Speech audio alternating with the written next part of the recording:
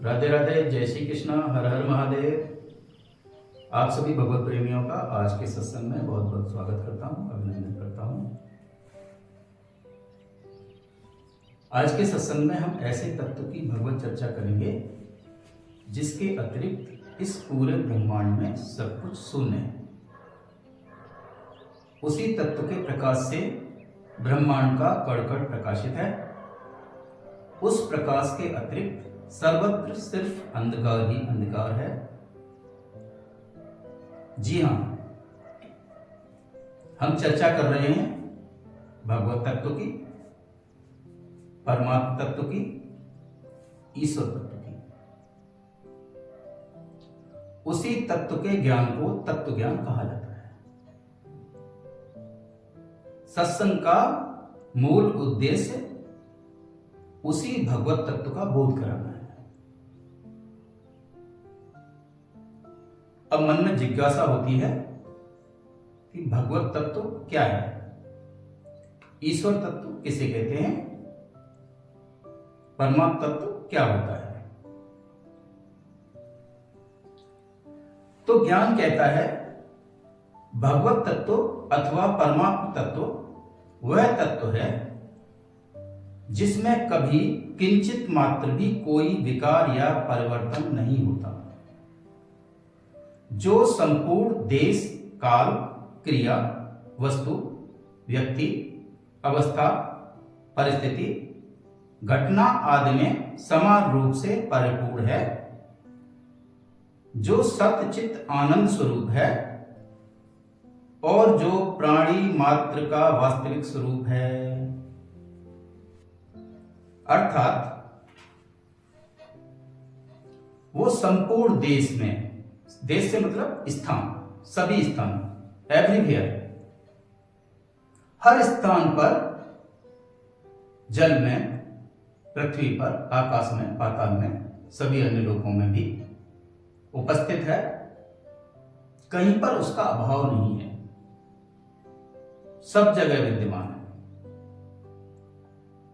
और संपूर्ण काल में, सभी कालों में, भूतकाल, वर्तमान काल, भविष्य काल, तीनों कालों में जो विद्यमान रहता है,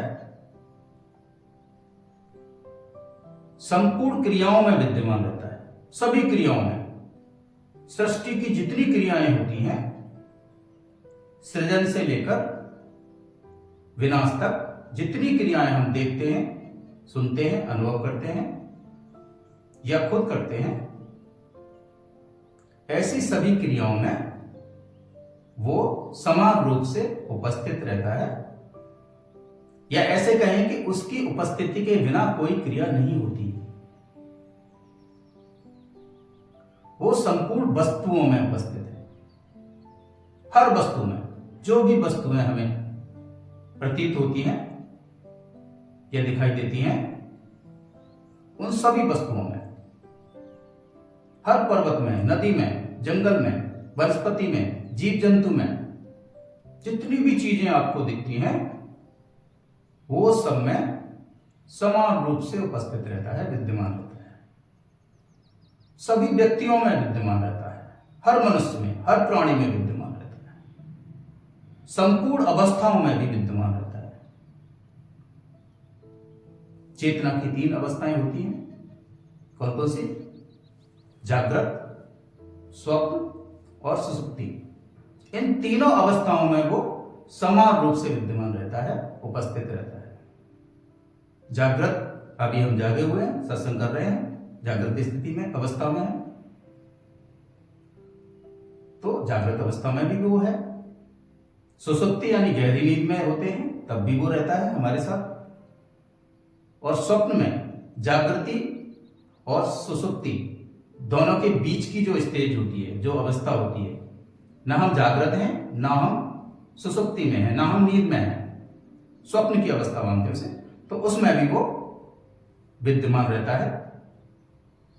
सभी परिस्थितियों में वो विद्यमान रहता है, सभी परिस्थितियों में। आपकी सम परिस्थिति हो, विषम परिस्थिति हो, अनुकूल हो, प्रतिकूल हो, अमीरी हो, गरीबी हो, रोगी हो, निरोगी हो, हर परिस्थिति में वो समान रूप से उपस्थित रहता है। संपूर्ण घटनाओं में भी वो उपस्थित रहता है। संसार की घटित होने वाली सभी घटनाओं में, सारे इवेंट्स में, सारे इंसिडेंट्स में, सभी घटनाओं में वो तत्व रूप से उपस्थित रहता है। उसकी उपस्थिति के बिना कोई भी घटना नहीं घटित होती। वही परमात्मा तत्व संसार में अनेक रूपों से भास रहा है। जैसे सोने के आभूषणों में नाम, आकृति, उपयोग, वजन और मूल्य अलग अलग होते हैं। उन पर की गई मीनाकारी, रंग रोगन, सजावट, जड़ावट अलग अलग होती है, किंतु सभी गहनों के स्वर्ण तत्व में कोई अंतर नहीं होता। वह तो वैसे का वैसा ही रहता है। आभूषण की आकृति अलग हो सकती है, उनकी बनावट अलग हो सकती है, उनकी सजावट अलग हो सकती है, उनका आकार अलग हो सकता है, उनका वजन अलग हो सकता है, उनका उपयोग अलग अलग हो सकता है, किंतु अगर उनको तोड़ा जाए, उनको गलाया जाए, तो उनके मूल में क्या तत्व मिलेगा हमें? स्वर्ण तत्व। सारे आभूषण, सारे स्वर्ण आभूषण स्वर्ण तत्व से बने हैं, सोने से बने हैं। आभूषणों को गला दो तो सोना प्राप्त हो, क्योंकि बना ही सोने से है। ऐसे ही संसार में या सृष्टि में जितनी चीजें दिखाई देती हैं, सुनाई देती हैं, अनुभव में, जानने में, ज्ञान में आती हैं, वो सारी चीजें एक ही तत्व से बनी हैं, एक ही परमात्मा तत्व से बनी हैं। जैसे आभूषणों को तोड़ने पर, गलाने पर स्वर्ण तत्व प्राप्त होता है, इसी तरह से संसार की हर वस्तु को गलाने पर, विघटित करने पर परमात्म तत्व की ही प्राप्ति होगी, एक ही परमात्म तत्व मिलेगा। अर्थात संसार में जितना भी दिखाई या सुनाई दे रहा है अथवा अनुभव हो रहा है, वो सब कुछ उसी परमात्मा के प्रकाश से प्रकाशित हो रहा है, उसी के आवाज से आवासित हो रहा है, उसी की दिव्य दृष्टि से दिखाई दे रहा है। इसी दिव्य अनुभव को गीता में वासुदेव सर्वम कहा गया है। गीता में इसी अनुभव को, इसी दिव्य अनुभव को वासुदेव सर्वम कहा गया है। वासुदेव ही सब कुछ हैं, सर्वत्र वासुदेव हैं, सब ईश्वर ही हैं, सर्वम ही सब कुछ, सभी कुछ ईश्वर है। इसी भगवत तत्व की प्राप्ति के लिए शास्त्रों में 3 योग बताए गए हैं। इसी भगवत तत्व की प्राप्ति के लिए शास्त्रों में 3 योग बताए गए हैं। पहला कर्म योग, दूसरा ज्ञान योग और तीसरा भक्ति योग। कर्मयोग क्या है? कर्मयोग का अर्थ है हर कार्य ईश्वर का कार्य समझकर करते जाना।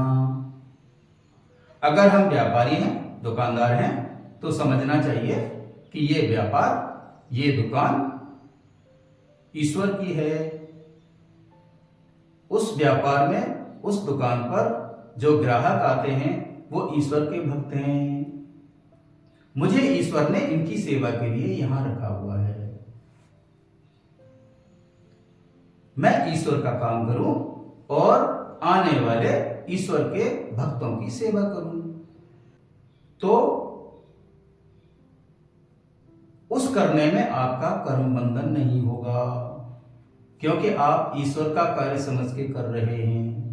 जो भी कर्म करें, चाहे व्यापार करें, चाहे नौकरी करें, चाहे कुछ और करें, जो भी कर्म कर रहे हैं वो ईश्वर का कार्य है।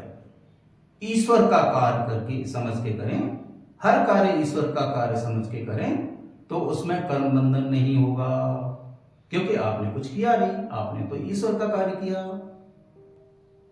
तो कर्म बंधन ना होने से साधक कर्म बंधन से मुक्त होकर ईश्वर तत्व को प्राप्त हो जाता है। दूसरा मार्ग बताया है ज्ञान योग। ज्ञान योग का अर्थ है परमात्मा तत्व को तत्व ज्ञान के द्वारा, सत्संग के द्वारा, भगवत चर्चा के द्वारा जानकर उन्हीं में स्थित हो जाना। ईश्वर तत्व को ज्ञान से समझना।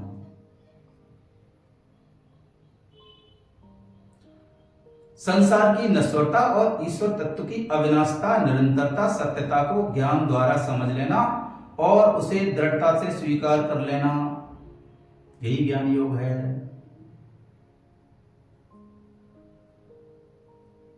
संसार में जो भी कुछ दिखने, सुनने और अनुभव करने में आता है वो सब कुछ ईश्वर तत्व से ही बना है।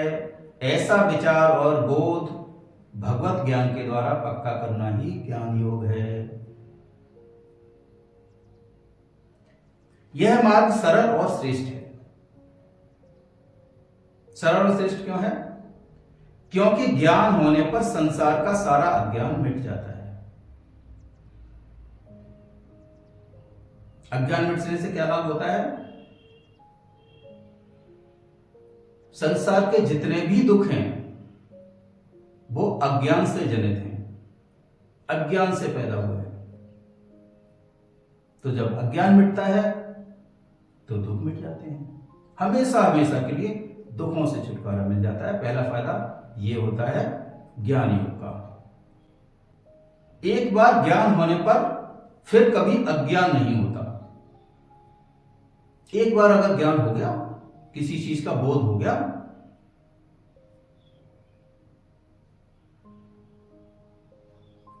सारी वस्तुओं में सब जगह ईश्वर ही ईश्वर है, ऐसा एक बार बोध हो गया तो फिर ये अज्ञान नहीं होता, ये मिटता नहीं फिर ज्ञान।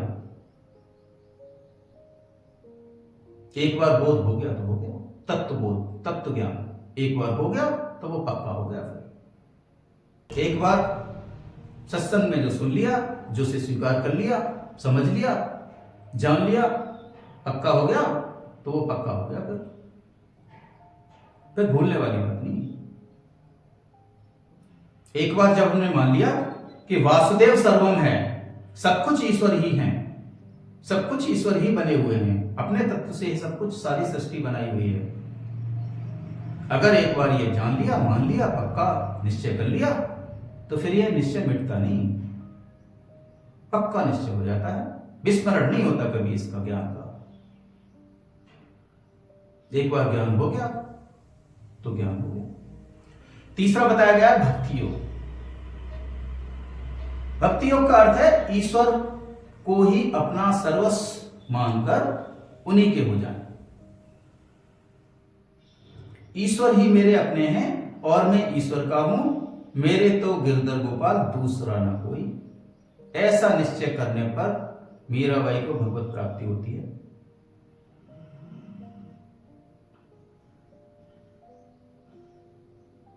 यह मार्ग सबसे आसान है, भक्ति मार्ग सबसे आसान मार्ग है। क्यों? क्योंकि इसमें आपकी बुद्धि की योग्यता की आवश्यकता नहीं है। ज्ञान समझने के लिए फिर भी आपकी तर्क बुद्धि लगानी पड़ेगी, कुछ योग्यता भी चाहिए, चीजों को समझने के लिए विवेक चाहिए। भक्ति मार्ग में विवेक की जरूरत नहीं है, उसमें योग्यता की जरूरत नहीं है, उसमें आपका बहुत पढ़ा लिखा क्वालिफाइड होने की जरूरत नहीं है।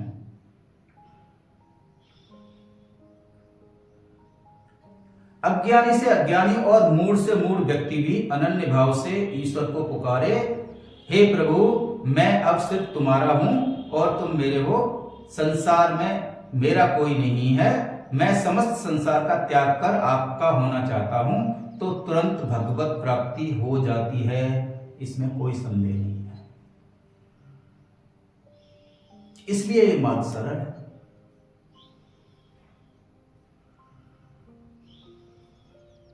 आपको दृढ़ता से यह मानना है कि ईश्वर ही मेरे हैं और मैं सिर्फ ईश्वर का हूं, संसार का त्याग करता हूं, संसार के जितने भी नाते रिश्तेदार हैं उनको मैं मन से छोड़ता हूं।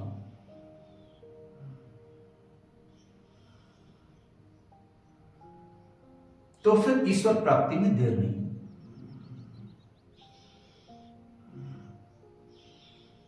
संसार को मिटाने में देर होती है, भगवत प्राप्ति में देर नहीं होती। चट मंगनी पट ब्याह हो जाता है।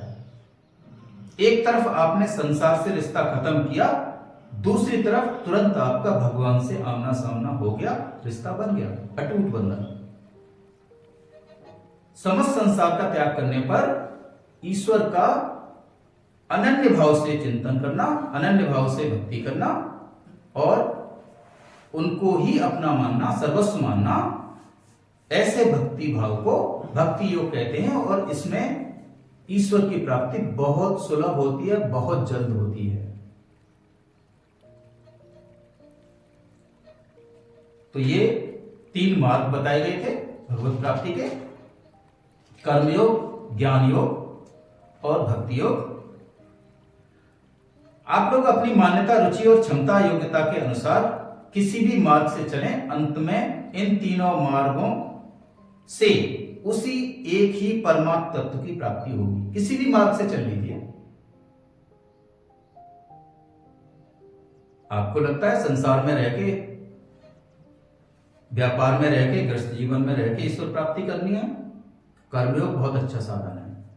जो भी कर्म करें, परिवार का पालन करना है, ये समझ के करिए। ये जो मेरे परिजन हैं, परिवारीजन हैं, ये सब ईश्वर के भक्त हैं। ईश्वर ने इनका पालन करने के लिए मुझे नियुक्त किया है। मैं ईश्वर का कार्य कर रहा हूं। कर्मयोग बन जाए। जो व्यवसाय, दुकान, व्यापार करते हैं या जो कुछ भी करते हैं जीविकोपार्जन के लिए, वो ईश्वर का कार्य है। मैं ईश्वर का कार्य कर रहा हूं। कर्मयोग बन जाएगा।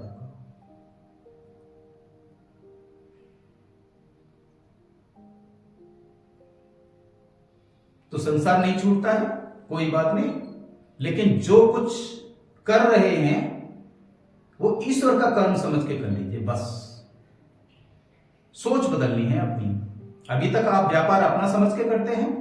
बच्चे, पुत्र, पुत्री, परिजन अपना पुत्र समझ के पालते हैं और अपना पुत्र समझ के उसका पालन पोषण करते हैं।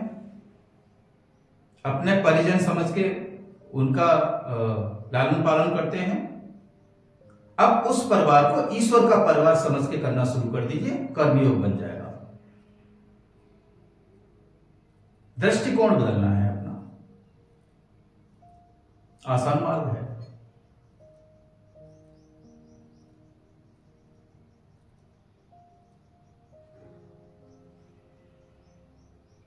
दूसरा, ज्ञान योग। अगर ईश्वर प्राप्ति के साथ साथ आपको संसार के बंधनों से भी टूटना है और प्रारब्ध के दुखों से भी मुक्ति पानी है और कभी ईश्वर की उपस्थिति का, उनकी निरंतरता का अबोध ना हो, विस्मरण ना हो, अज्ञान ना हो, ऐसा पक्का करना है, तो ज्ञान मार्ग बहुत अच्छा साधन है। ज्ञान से आपका अज्ञान मिट जाता है सब। उसी अज्ञान की वजह से, उसी के आवरण की वजह से संसार में जितनी भी चीजें प्रतीत होती थी वो सत्य प्रतीत होती थी, नित्य प्रतीत होती थी, जबकि उनमें सत्यता, निरंतरता थी नहीं, नित्यता थी नहीं। वो तो उत्पन्न होने वाली और नष्ट होने वाली सारी चीजें थी। संसार की हर चीज उत्पत्ति और विनाश के लिए होती है। तो ये बोध कौन कराता है? तत्व ज्ञान, ज्ञान मार्ग, ज्ञान योग। तो ये ज्ञान योग भी उत्तम साधन है। इसके लिए सिर्फ थोड़ा सा सत्संग ले लें। जैसे आप बाकी विषयों का ज्ञान लेते हैं, कोई मेडिकल की पढ़ाई करता है, कोई इंजीनियरिंग की पढ़ाई करता है, कोई और अकाउंट्स की पढ़ाई करता है, ऐसे ही थोड़ी सी आध्यात्म की पढ़ाई कर लो। बाकी डिग्रियां तो आपको 4 साल 6 साल में मिलती हैं। अगर आपने सत्संग और ज्ञान की पढ़ाई 6 महीने भी कर ली, आप ज्ञान योगी हो जाएंगे, कोई समस्या नहीं है। ज्ञान योग के पथ पे आप चल पड़ेंगे। इसके लिए कुछ बदलने की जरूरत नहीं है आपको। जितना ज्ञान संसार का बाकी चीजों का था, आपको उसी में एक तत्व ज्ञान, भगवत ज्ञान जोड़ लीजिए। अतः साधक उपरोक्त तीनों में से किसी एक मार्ग से ईश्वर की प्राप्ति बड़ी सुगमता से कर सकता है, क्योंकि परमात्मा सब देश काल वस्तु व्यक्ति आदि में ज्यों के त्यों विद्यमान है। उनका कहीं पर भी अभाव नहीं है, वो सर्वत्र विराजमान है। ऐसे सर्वसुलभ ईश्वर की प्राप्ति में कोई कठिनाई नहीं है। वह तो स्वतः सिद्ध और नित्य प्राप्त है। अगर इतने सुलभ हैं तो ईश्वर मिलते क्यों नहीं? ईश्वर तत्व की प्राप्ति क्यों नहीं होती? परमात्मा की प्राप्ति क्यों नहीं होती? यह भी बड़ा प्रश्न है। तो इसका उत्तर है, ऐसे परमेश्वर की प्राप्ति में बाधा है सांसारिक सुख की इच्छा। सांसारिक सुखों की इच्छा बाधा डालती है भगवत तत्व की प्राप्ति में।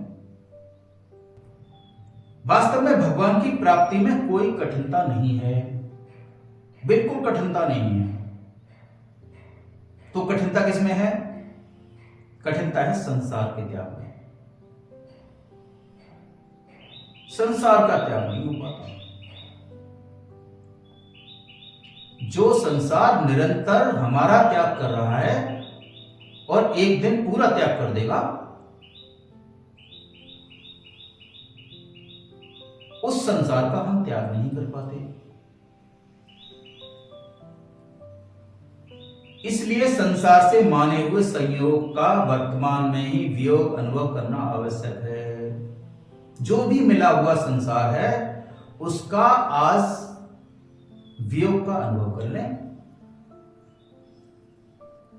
ऐसी मान्यता कर लें कि ये संसार से हमारा कोई संबंध नहीं है, रिश्ता नहीं है। ये सारे रिश्ते प्रारब्ध के हैं, शरीर के हैं। प्रारब्ध निभ जाएगा, इस जीवन के साथ बात खत्म हो जाएगी। हमारा अपना कोई नहीं। सब पूर्व जन्म के रिश्ते निभाने के लिए ये जन्म मिला है, ये परिजन मिले हैं। इनसे हमारा कोई अटूट रिश्ता नहीं है। अटूट रिश्ता ईश्वर से है। संसार और संसारियों से संबंध का, वियोग का अनुभव आपको करना ही पड़ेगा। किंतु ऐसा कब संभव है? ऐसा तभी संभव है जब हम संयोग जन्य सुख की इच्छा का त्याग कर दें। संसार में सारे व्यक्तियों से, सारी वस्तुओं से, सारे लोगों से, सारे संबंधियों से हमारा संयोग जन्य सुख है या संयोग जन्य सुख प्राप्ति की इच्छा है, कामना है।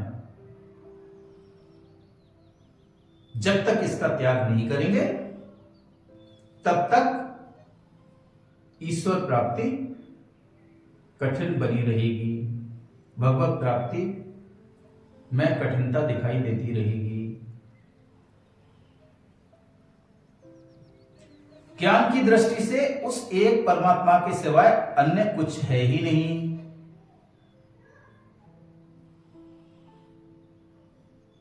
ज्ञान की दृष्टि से देखो तो परमात्मा ही तो सब कुछ है। परमात्मा ने जब सृष्टि का सृजन किया तो स्वयं के परमात्म तत्व से पूरी सृष्टि बना डाली। खुद के तत्व से ही पर्वत बना दिए, नदियां बना दी, जंगल बना दिए, जानवर बना दिए, वनस्पतियां बना दी, सूर्य चंद्रमा तारे ग्रह बना दिए, पूरा ब्रह्मांड बना दिया, आदमी बना दिया, जीव जंतु बना दिए, सब कुछ बना दिया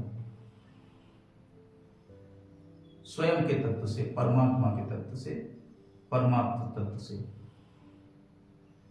तो इन सब चीजों का विध्वंस करें, तोड़े तो क्या निकलेगा? परमात्मा तत्व निकलेगा। जैसे सुनार ने एक गोल्ड की ईंट ली, उसमें से सब कुछ बना दिया, उसमें से अंगूठी बना दी, कंगन बना दिए, हार बना दिया, लटकन बना दिए, झुमके बना दिए, बहुत सारी चीजें बना दी। लेकिन जब उनको तोड़ेगा वो तो क्या करेगा? सबको एक भट्टी में गला देगा, फिर से ईंट बना देगा सोने की, मूल तत्व आ जाएगा। ऐसे ही ईश्वर ने सारी सृष्टि की रचना की स्वयं के ईश्वर तत्व से, भगवत तत्व से, परमात्मा तत्व से। तो जब इन सब चीजों का विध्वंस होगा, मिटेंगी, तो क्या निकलेगा? परमात्मा तत्व। यही तत्व ज्ञान है। हमारी दृष्टि बाह्य दृष्टि है, इसलिए हम बाहरी आवरण को देखते हैं, बाहरी आकृति को देखते हैं।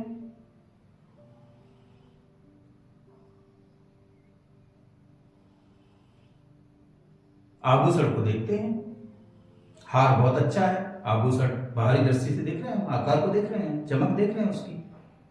लेकिन स्वर्णकार की दृष्टि क्या होती है? तत्व दृष्टि। वो देखता है इसमें सोना कितना है। आपने तो चमक दमक डिजाइन देख के खरीद लिया हार,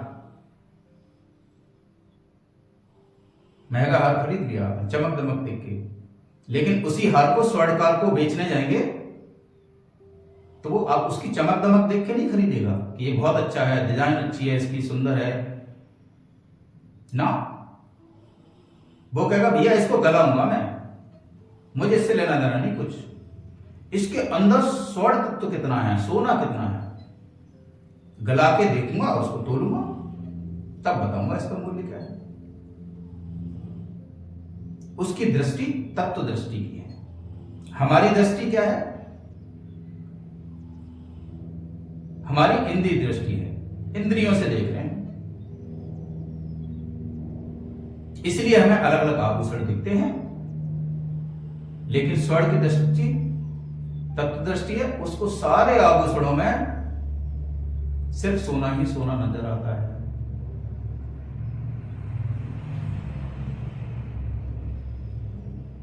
ऐसे ही ज्ञान योग में ज्ञान मार्गी को, तत्वदर्शी व्यक्ति को सब जगह ईश्वर ही ईश्वर नजर आता है, तत्व पर नजर होती है उसकी।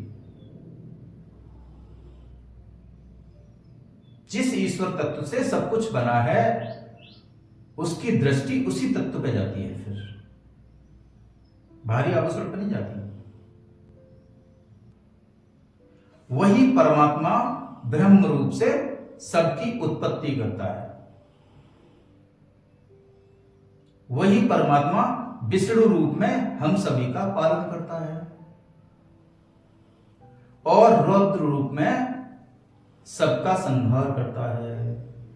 एक ही ईश्वर, एक ही ईश्वर सारे काम करता है, उत्पत्ति भी करता है, सृजन भी करता है,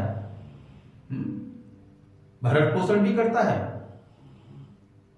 और बाद में विध्वंस भी करता है। एक ही परमात्मा, वही तत्व अनेक रूपों में अवतार लेकर अनेक रूपों में लीलाएं करता है। वही भगवत तत्व अनेक युगों में अनेक अवतार लेकर अनेक लीलाएं करता है।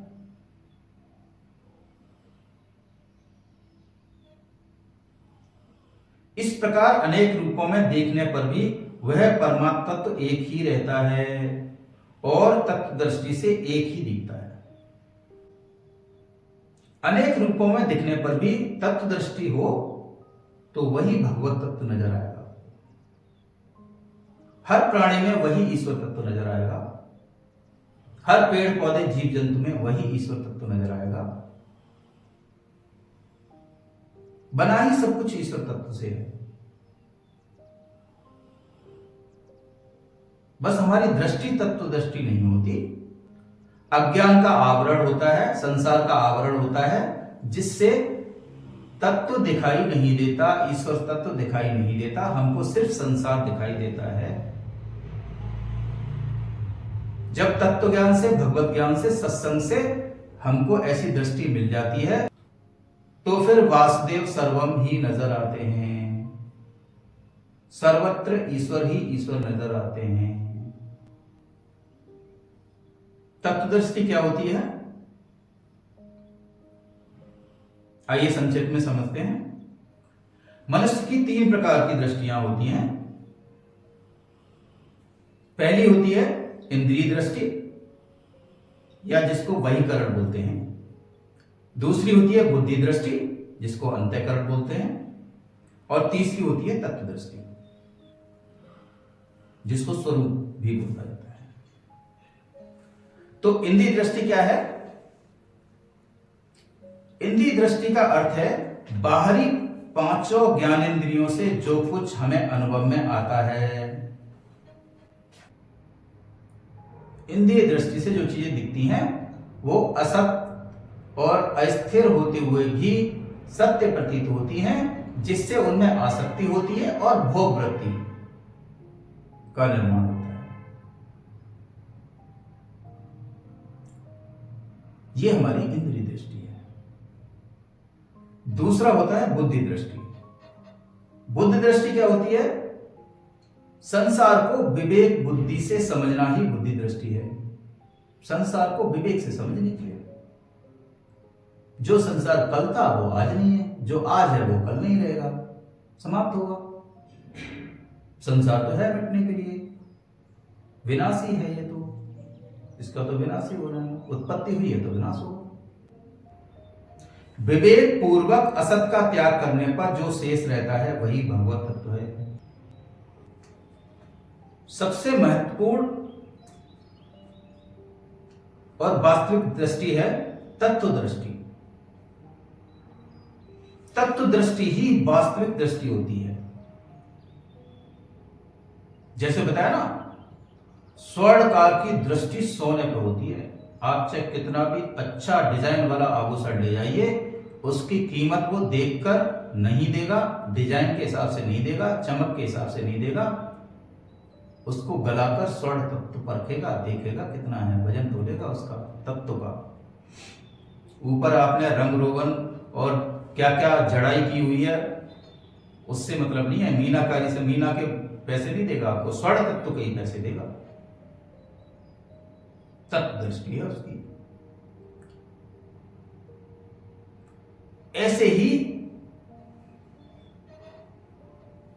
तत्व दृष्टि ही वास्तविक दृष्टि है। यह कैसे विकसित होती है? तत्व ज्ञान से। तत्व दृष्टि विकसित होती है तत्व ज्ञान से, भगवत ज्ञान से, सत्संग चर्चा से। तत्व दृष्टि मिलने पर केवल सच्चिदानंद रूप में एक ही ज्ञान शेष रह जाता है। उसी को भगवत तत्व या परमात्म तत्व कहते हैं। वही वास्तविक तत्व है, वही ईश्वर तत्व है।